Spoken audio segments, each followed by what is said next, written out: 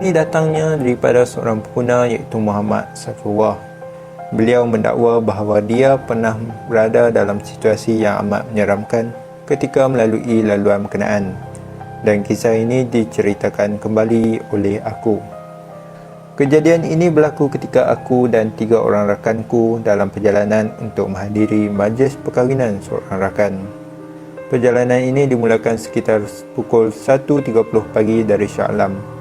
Kami bergerak lewat kerana ada rakan-rakan yang bekerja shift petang dan ada juga yang merupakan pegawai pasukan beruniform. Menurut kisah, perkara pelik mula berlaku sebaik saja kami melepasi Tol Gombak. 2 orang rakanku, Azizi dan Malik, tidur terlebih dahulu kerana mereka akan bergiril-giril memandu sementara aku dan seorang lagi rakanku bernama Hadi sedang asyik bersembang. Selepas melalui Bentong, jalan mulai sunyi dan ketika itulah aku terdengar seperti ada benda terjatuh merompak bahagian belakang keretaku. Bukan aku sahaja, tapi Hadi juga turut mendengar bunyi yang sama. Bila aku melihat cermin pandang belakang, aku tidak nampak apa-apa, jadi aku hanya buat tak tahu sahaja. Memandangkan keadaan ketika itu agak sunyi dan gelap, aku terus memandu sambil memuka tingkap kerana mahu merokok. Selain itu, mahu menikmati udara sejuk hutan.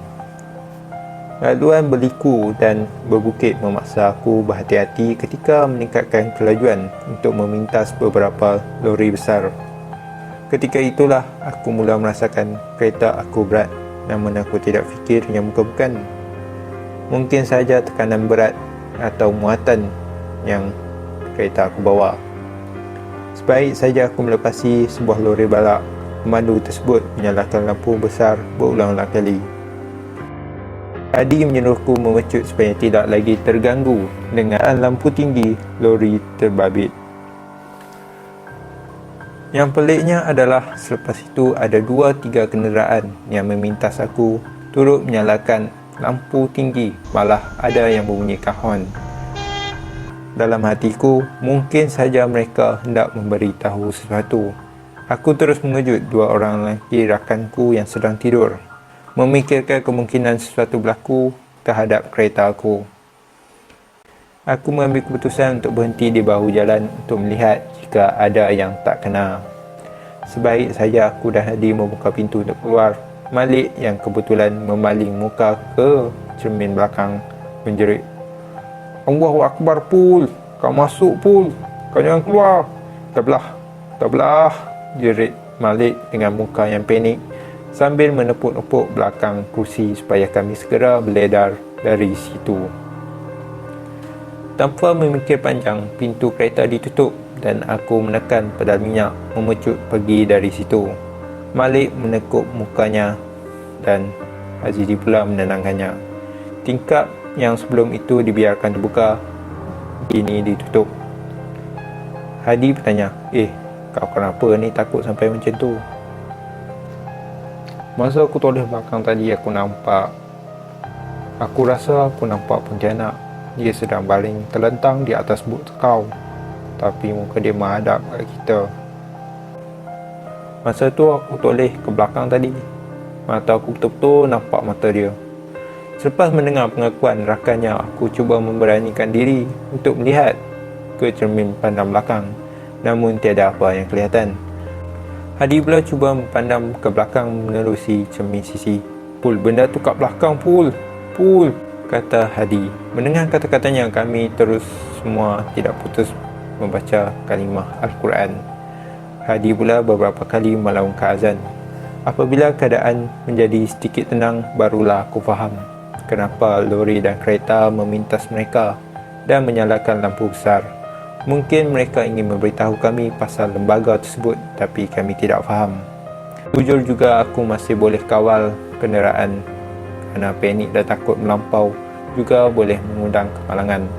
Aku sehingga kini mengelak untuk melalui lebuh raya Karak pada waktu malam.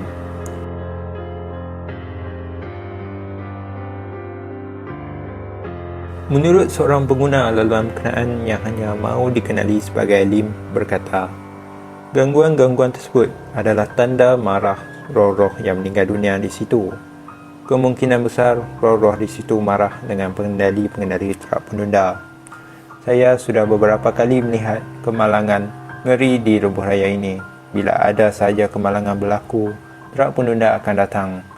Kalau mereka hanya mengangkut kereta rosak saja tak mengapa, tapi kebanyakannya buat bisnes di situ.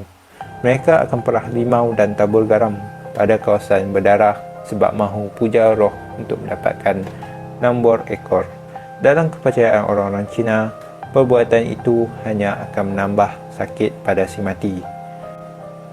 Mungkin tak semua buat begitu, tapi saya percaya ada yang buat sebab itu roh tidak tenteram dan mengganggu orang lain. Menurut pelbagai sumber, banyak kisah seram dan misteri yang terjadi di laluan itu. Sudah ramai yang diganggu oleh makhluk-makhluk halus, terutamanya jika menggunakan lebuh raya itu pada waktu malam. Ada yang mengaitkan gangguan-gangguan tersebut terjadi kerana kejadian kemalangan maut yang kerap berlaku di situ. Ada juga yang berpendapat kawasan tersebut sememangnya keras kerana ia adalah tapak asal perkuburan lama.